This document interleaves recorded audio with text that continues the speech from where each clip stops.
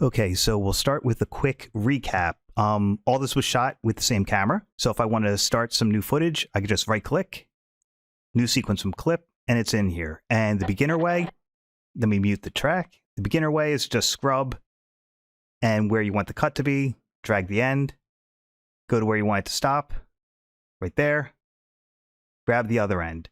So once you see that edge turn red, that's to change the in and out point. And then I was saying if you're doing more commercial work and you don't want a massive timeline, you could just double click on your clip and it'll open it in the source monitor. And you can do the same thing. You could scrub through here and set your in point with this or use the letter I. So I'll start right there. I for in, scrub through, want it to end there, press O for out. And then I could just click and drag to bring both the audio and the video into the timeline. This film strip is just video. That sound wave is just audio. All right, now you'll notice these gaps in between the clips. If I go to the gap, right click and choose ripple delete, it'll close up the gaps in my timeline. That's what ripple editing does. So you need to know the difference to edit successfully. So I'm going to make each one of these clips 5 seconds. I'm going to go 5:00. And this is the professional way that I cut. I go and hit Command K or Control K at the playhead. I'll delete that. So I'm going to ripple delete this. Go another 5 seconds. 10:00. And let me just scrub through that a little bit more. Let's go to here. Ripple delete that. So 10 seconds. And I'll end that here. Command K. Ripple delete. This should be 5 seconds as well.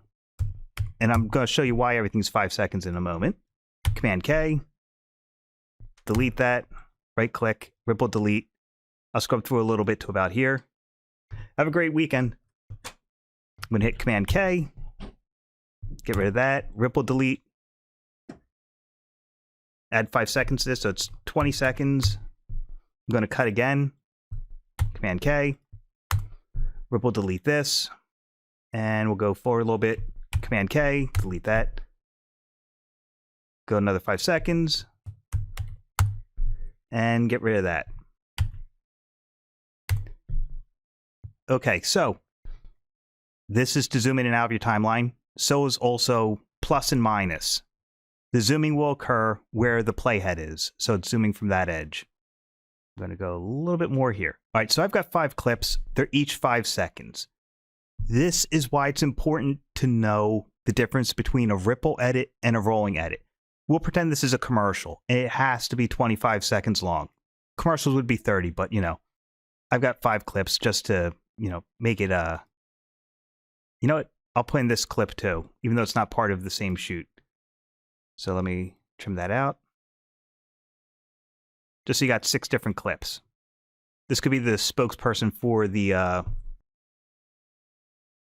aquarium talking about it at the end. Okay, 6 clips, 5 seconds each. That's 30 seconds. It has to be 30 seconds. So what does that mean? If I end this clip here and I choose ripple delete,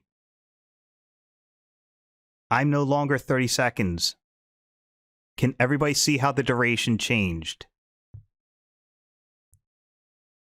Okay. It is critical that you're aware of that. So each one of these cuts has something at the beginning and the end. Like if I double click here, what's before the cut is the head. This would be the section that the cut was, and then what's after it is the tail. There's still other footage. So if I want to, let's say, let's trim this up, and then extend this to 30 seconds. I'll hit O for out. That's what 30 seconds would look like. I could slide that down and extend that. That's one thing I could do. So now it's 30 seconds. But suppose right here, I want to change this clip a little bit. So this right here, that's the ripple edit tool. You saw a ripple edit. A rolling edit is different. Watch what's going to happen. I've got it between my two cuts. I click and I drag. What you see on the right-hand side is... Wait, let me do it from here. There we go. What you see on the left is the out point of the cut on the left. And what you see on the right is the in point for the cut on the right. So if I stop this clip where the seal first stands up, right there, it's going to start with just before the other seals start fighting. So I'm going to let go. It made the cut. And my clip, my whole timeline is still 30 seconds. So I changed the relationship of these two cuts with the rolling edit to keep the duration of my video.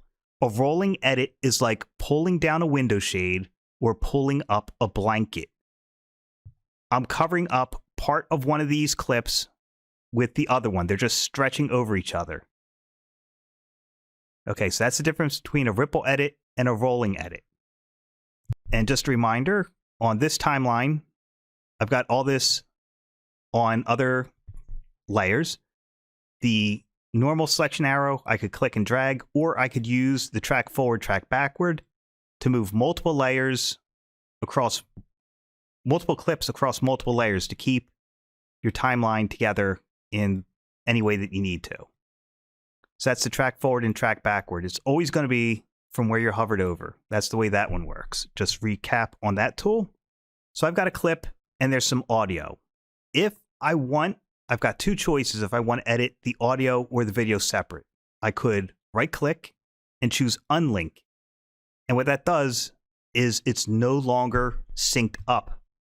Video is synchronous media. That means the audio and the video have to be lined up. Be very careful of unlinking media. I do it as a last resort. One thing you can do, let's say I want the audio to start here. Let me zoom in a little bit. If you hold down Alt or Option while you're, let me make sure these are still linked. 1 second. Okay, now they're linked again. If I hold down, I just did Command Z undo. If I hold down Alt or Option, I can trim only the audio or the video separate. So they're still synced, but now the audio's not starting until this point. And if I wanted to end the audio here, I can do the same thing. Hold down Alt or Option and drag. That's editing the audio or the video separately by holding down Alt or Option and changing the in and out point with the selection arrow. And a reminder, you want to keep your video and audio synced up. And while we're talking about audio, I'm going to click here on my YouTube channel, go to YouTube Studio, and down here at the bottom is Audio Library. Remember, if you're doing music, you want to try and do royalty-free, rights-free music. YouTube Library does that perfectly. So you just click on your upside-down triangle over here, and I choose Attribution Not Required. That means you don't have to put anywhere in there the name of the artist, the name of the song, or where you got it. So that's the first filter I do. Second filter I do is by duration. If this is a 30-second commercial, I'll do like no longer than 1 minute. You know, we'll see how that sounds. Otherwise, you got to edit it. So, oh wait, they go off of :1:00. Hit apply. So every song will be 1 minute, or should be no longer than a minute, but still looking. Oh, these are just done by. All right. So you could do duration. Let's try shorter then. That did it. So then you could listen to the music. And that's not appropriate for the video that I was doing. So that's another useful filter. And you could also do it by mood or genre. So that's just a quick recap on getting royalty-free audio to put with your motion design and your videos. Adding tracks. If I need to add more tracks, I could just right-click and choose Add Track or Delete Track. Or I could add multiple tracks. So if I did delete tracks, I could choose all empty video or audio tracks. Or I could just click, say I want to add a track in between these two. I would just click here and choose Add Track, and that's where the new track goes. So that's how you add or delete tracks. And if you turn off one of these, audio or video, I'm going to turn off the audio one. Watch what's going to happen. This clip has audio in it. I'm going to zoom out my timeline. If I click and drag, it's only bringing in the video because the blue audio block is not checked on. I'm going to delete that, bring it back in, and just like magic, I've got both the video and the audio. That's what these do when you're dragging in clips. If they're not clicked on, you'll only get whatever the blue box is clicked on. And whenever you're pasting something, like let's say I cut this, Command X to cut it, and I want to paste it here, it's going to be the lowest blue number that you've got selected. So if I choose V3 and A3 and I hit Command V to paste, the video went to track 3 and the audio went to track 3. Okay? So it's always going to be the lowest blue number you have selected for your video and your audio when you copy and paste things. So you saw a ripple edit and you saw a rolling edit. Well, there's plenty more tools in the toolbar, and we're going to start going over them. I'm going to start with the slip tool.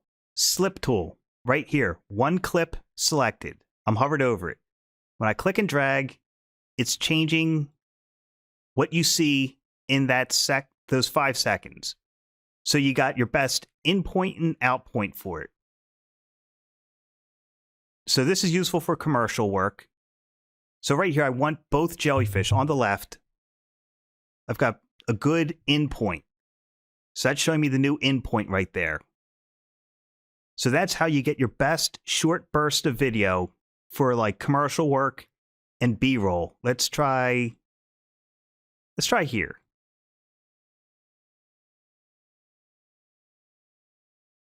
So it's going to be just as the seal gets on the board and right after it does this leg up like that. So for here, I could change what we're seeing by clicking on just this one clip. And that's a good starting frame on the left.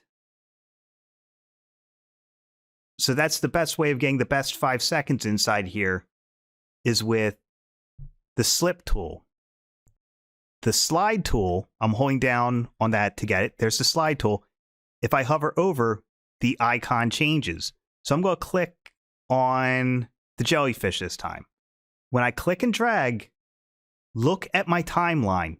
The jellyfish clip is going over the edges of the clip I'm dragging towards. I'm changing the out point of the penguin clip, and I'm changing the in point of the crab clip. So I can say I want it to start here.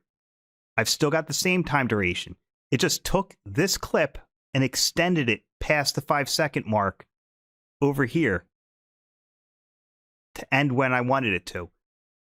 Slide, you see the edges change on the clips around it. And a slip edit, the sides don't change. You're just changing what's inside this one clip that you're seeing. So if I do it here, it's changing the in and the out point of the clip, but not changing the length. That's the slip tool. If I use the slide tool, watch the edges of my clip. It's overwriting the in point to the left and moving the out point to the right. That's what the slide tool is doing. Or if I go in the other direction, it's changing the out point on the left and the in point on the right. So you can go in either direction and you see the clips moving along with it. So the middle stays the same length, but it's changing the length of the clips beside it. Again, this is great for when you've got a set time and each short burst of your clip needs to be its best. You always want to come in on a good frame and go out on a good frame. And using things like the slip and the slide tool help you achieve that. Let's pretend this clip right here, they needed it to be a little bit longer. Let's say it was a little too short. One thing you could do is in your ripple rolling edit, there's something called rate stretch. You see the edge change. When I drag it, it's changing the speed of the clip. So for short things like this, it's a real lifesaver. It filled in that extra gap we did by slowing down the clip. If you need to slow down or speed up the clip, you can always right-click, choose speed duration, and that slowed it down by about 11% to fill in the gap. This is useful when you got B-roll and the audio is not really synced up because you don't want the sound to change when you're speeding up or slowing down the video clip. Let's go into transitions. So next to the effects, next to the project panel, you've got effects. If you don't see it, you click the double arrow to get there. Right here, there is video transitions. Now, the ones most used in film would be like a cross dissolve, and you drag it between the clips, but that didn't snap for some odd reason. So I'm going to select it right there. Let me make this a little bigger so you can see it.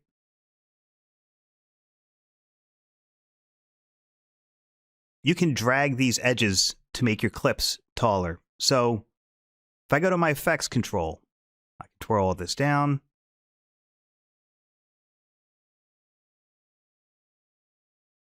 And I click on the transition I just added. You got start at cut, end at cut. Most of the time you'll do center at cut. So it's between these two clips, and it's going to dissolve between them.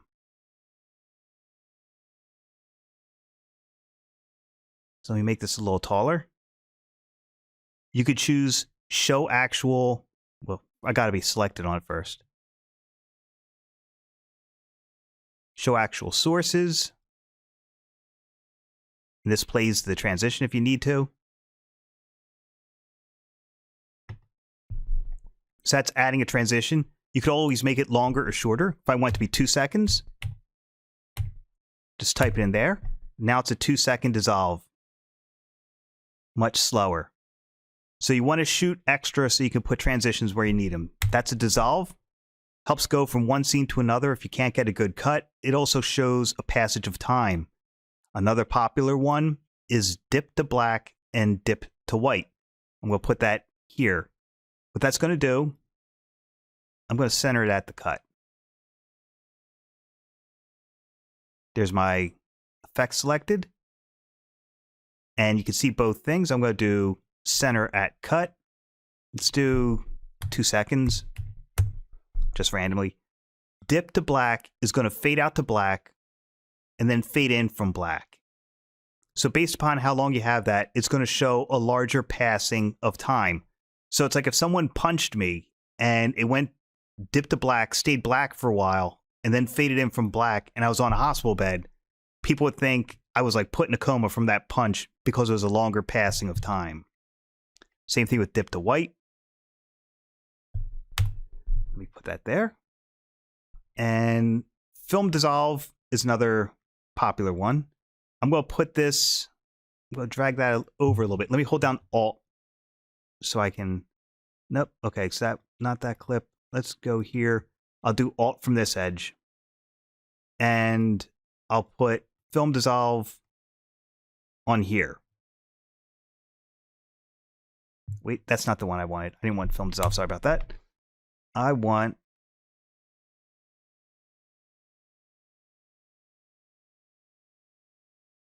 should be, I think it's gradient wipe. Let's try that. Let me see if this is it.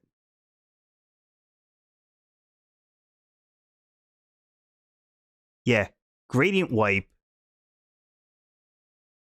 will use the tonal value of the clips. So the dark parts go away first and the light parts last. So it goes from dark to light. That's a gradient wipe. That's used from time to time as a fancier way of going from scene to scene. Let me hold down Alt, drag that back there. And lastly,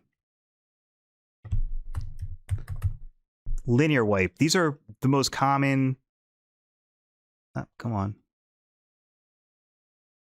Where's that going? Oh, here it is.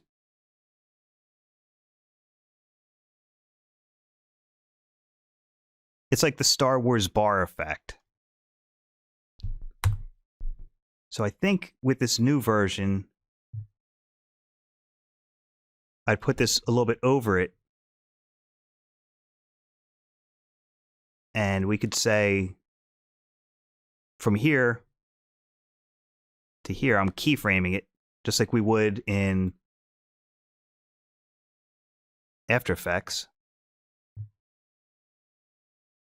There's my linear wipe. So that's how that works. You can always change the angle or feather it if you want. Like I could make it a diagonal if I chose. And I could also feather it.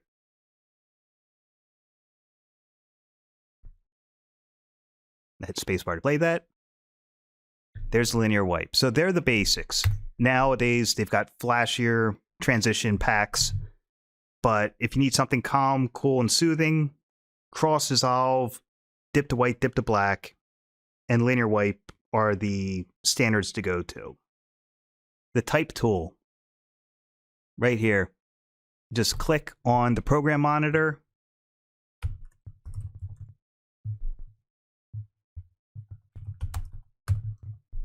So I selected all my type. I twirl down here in my effects panel. I can change the size. Use my selection arrow to move it around. Now, don't forget, we need title safe. So I'm going to right click on my program monitor, choose safe margins, and remember, the outside box is action safe. The inside box is title safe. You want all your type to be safely inside that whenever you have it, or else it won't display on some monitors and screens. And you can just change the color with whatever you want and change the font. The rest of it should be pretty standard stuff. Like that. And you can change the length of the type by dragging the edges. Just like that. And you can keyframe it just like in After Effects. Let's say I want it to fade off here. I'd go to my motion, because that's where everything is position, scale, rotation, opacity, just like in After Effects. Click on the stopwatch for opacity, go to where I want it to fade out, change it, now it magically fades out. That is text and keyframing in Premiere. Just like After Effects, move the playhead to where you want the change to start. Click on whatever stopwatch you want to animate, then move the playhead and make a change. You got that keyframe thing. So it's, move the playhead.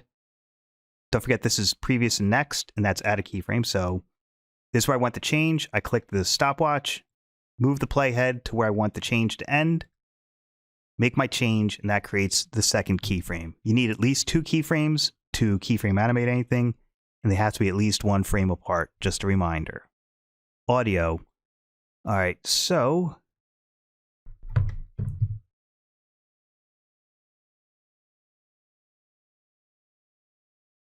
I'm going to bring in a song real quick from YouTube.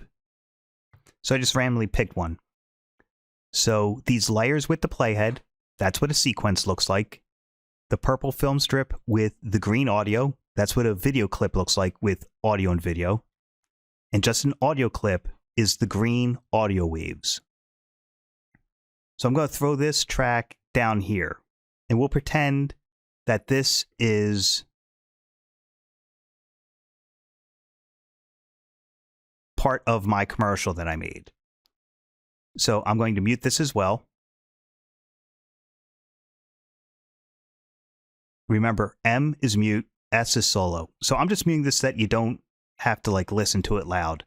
If I only wanted music and no B-roll audio, I would just mute that track and you'd hear the music. Otherwise, I'd have to mix it. And I'll show you what that looks like real quick. I'm going to mute the music. And I'm going to scrub through here.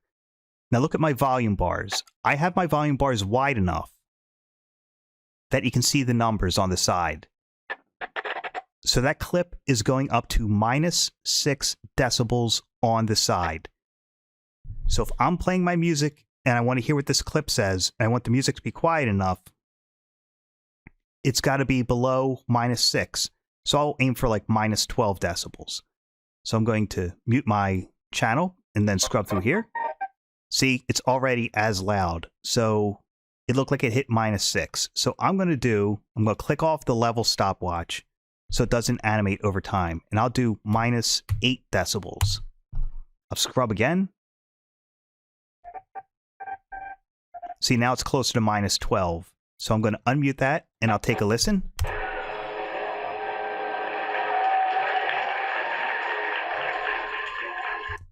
And that's right, I could still hear this and the background music. I could even make the background music a little quieter. So you'll notice that more with the interview clip when you're doing that. That was just a really noisy shot. I just wanted to show you how to look at the decibels first and then use that as your gauge for leveling. All right, so I'm going to use this clip. I'm going to make a sequence out of it, and I'll close some of these. When you've got an interview, so let's pretend I'm going to right-click here and choose new sequence. We're going to pretend all these clips are an interview I shot. What I do is I bring them all in, unedited, and we'll say this is the whole interview right here. To find this, I could always click on the hamburger and choose Reveal Sequence. I'm going to rename it Rough Cut. And I'm going to put the sequence in with my sequences folder, just so there's less confusion. Okay, so which one is it? It's Rough Cut right here. All right.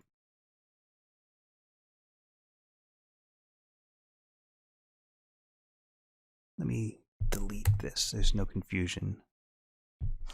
All right. So this is everything.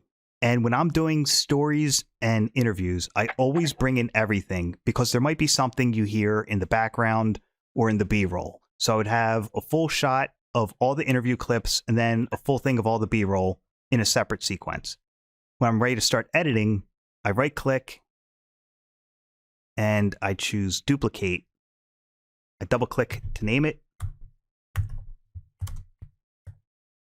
That's edit 1. Then I double-click to open it. That's edit. Here's the sequence. So let's say I delete this. And then I send it to a client and they go, okay, well, we want to trim it down some more. I right-click, duplicate it again, call it edit 2, double-click to open it, and then I make my edits to whatever they want. Okay? That's my workflow, so I can always go back and forth between my edits without losing anything. It's being non-destructive as you edit. This is all B-roll here. Let me mute that audio. What I do to keep things separate or like, quickly readable. So let's say this is the interview and let's pretend it's 3 different cameras. I can right-click, label it, and color code it. So I can say like purple. So I know everything purple is this interview, and everything from the aquarium, I can right-click, label, and make it mango. So just at a glance, I know all this is from one shoot and this is from another shoot. Color coding your clips is a great way of visually identifying them quickly when you've got a lot to keep track of. Like when I'm reviewing an interview, let's pretend, let me unlabel this. Let's pretend I like this part. I hit Command K to cut. I label it. Everything I think is really strong, I color green. And let's say I don't want this part. Hit Command K. The stuff I don't use, I color code red. It's doing all of them. That's strange. That didn't do that in the last update. That must have been a bug. Because if this is a bug, it's a serious bug. You can render just a section. You just, in your timeline, hit I for in, O for out, and just this little part will render. If you want to render the whole thing, I just hit I for in, down, I'm going to go over 1 frame, out. that's the whole render area. So whatever's in this light gray is what you're rendering. You could always drag your bars like that. It's your own personal choice. And sometimes I only render a little section to do compression tests. We're going to talk about compression in a second. So let's try a compression test. Why don't we? You want an area that's got a lot of information. I can right click to get rid of my safe margins. I'll press I for in, O for out. I only want a couple seconds because you don't need a lot. So this is all that's going to render. So to render, whatever panel you have, just like in After Effects, that you click on, it turns blue. You must be in your timeline to render. And you must be on the sequence you want to render. And make sure you've got the render section set for what you want to render. So then you go File, Export, Media. You wait for it to open. This used to be a pop-up window, but now it's a tab series. So we're still on the same page, just a different tab. If you don't want to be here, click on Edit to go back to the timeline. So here's where you name it. I'll call it Render Test. This is where it's going to go. I'll do Desktop.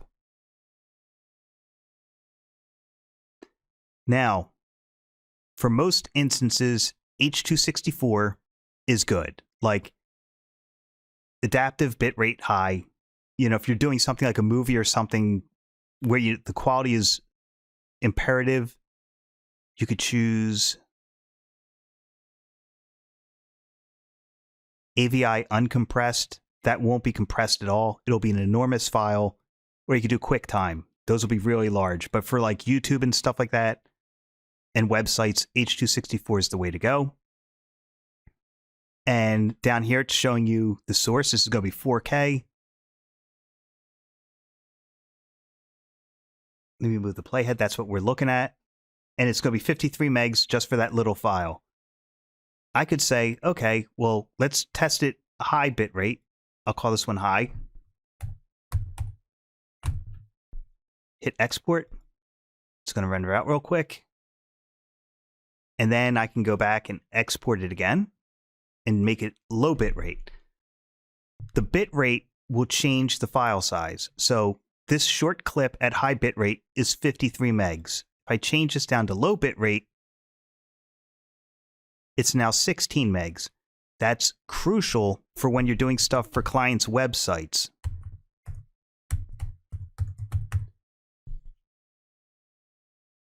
Now hit export, and we'll compare the two.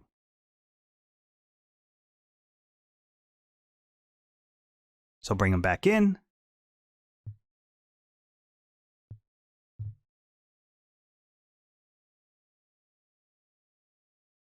I'm going to go to my high, right-click, do sequence, and I'm just going to drag my low right next to it. Now this is all log footage, so it's going to look flat. Oh, and I've got my preview resolution set to a quarter res. I changed it right there to full res.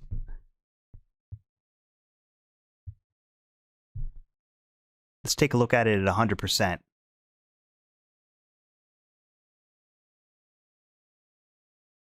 So I'm looking at this area right here.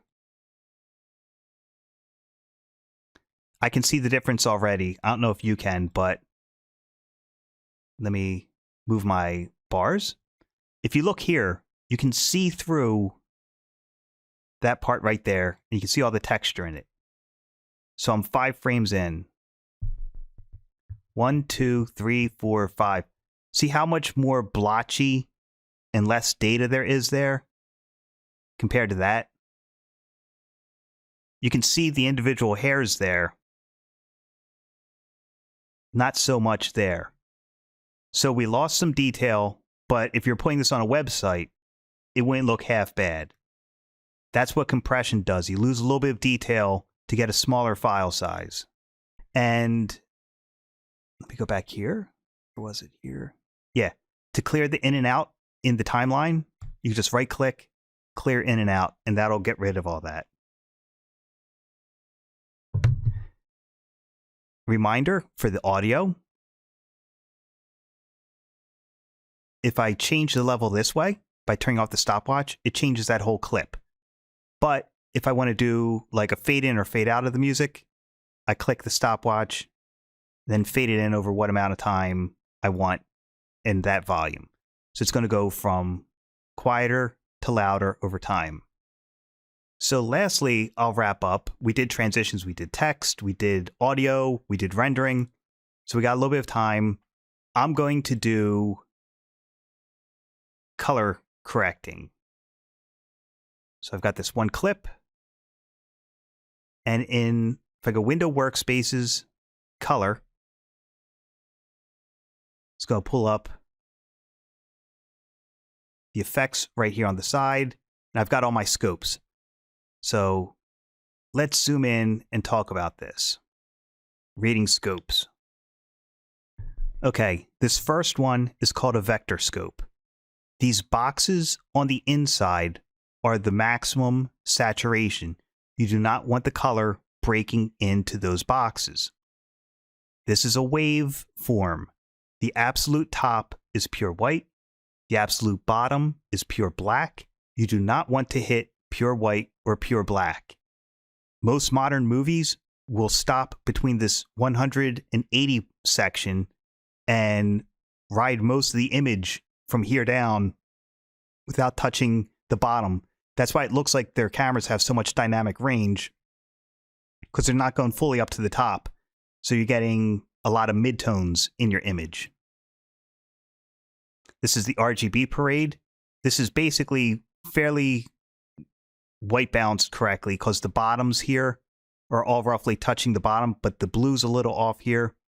So you just look at where the waves line up. Like this red is a little high and that blue's a little high. So the green's a little off there for the mids. That's a little introduction to reading scopes. So if I want to color correct this, I go to my effects, video effects, clear the search, color correction, Lumetri color. I'll throw that on there. So I know this is log footage and I know it was shot with a Fuji camera. But the first thing I'm going to do under basic correction, I'm going to go browse. There's a LUT you can download. I'll show you what it's called. QT Gammacompensation.cube. It's QuickTime Gamma Compensation. So you should look for that online, and I'll show you what that does. Look at this image. All I did was put on the QuickTime Gamma Compensation, and the image is noticeably darker. You can see it in the waves over here too. They're dropping down the bottom. QuickTime will make your image a lot darker. So this helps you see what that's going to look like as you're color correcting or color grading to get a look. So the blue can come down a little bit in the shadows. So that'd be in my curves. Well, first, before I tackle that, I'm going to add some saturation to it. Now you'll see right here, my vector scope. It's just starting to hit that saturation point. I'm not going to go that saturated. That's not very attractive looking.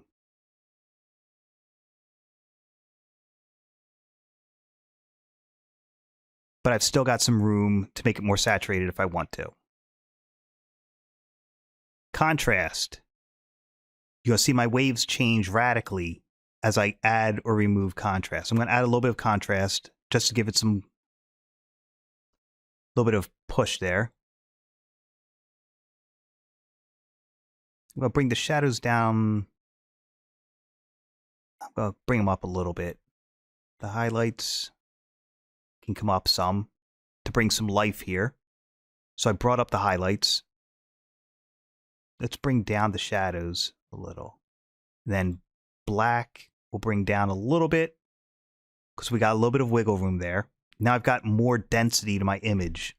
Black is usually what holds an image together. Without a lot of, low to it, you're going to get that flat look. And right off the bat, we're getting pretty good here. So I've got something to work with. Now I can see my scopes in the Rgb Parade more accurately. So it'll be easier for me to dial in the color a little bit more. So curves. I can click on blue, and it's add a little bit more blue to the bottom, the shadows. See right there? I want that to line up with the other two at the bottom, and that's pretty good. That right there did a lot. Now my greens can come up a little bit in the mid. Let's try that.